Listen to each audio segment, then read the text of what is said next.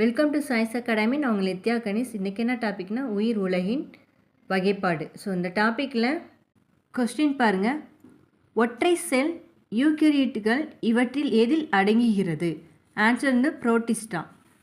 பார்த்திங்கன்னா 7th standard புக்கில் page number 96 பாக்ஸில் 98ன்னு சொல்லி நான் நோட் பண்ணியிருக்கேன்.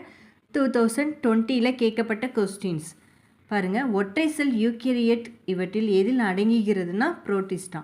ஸோ புரோட்டிஸ்டா வந்து ஒரு உலகம், அதாவது செகண்டாவது உலகம். இந்த உலகத்தில் இந்த ஒரு யூகேரி செல் வந்து இருக்குது, யூகரியோட்டுகள் வந்து இருக்குது.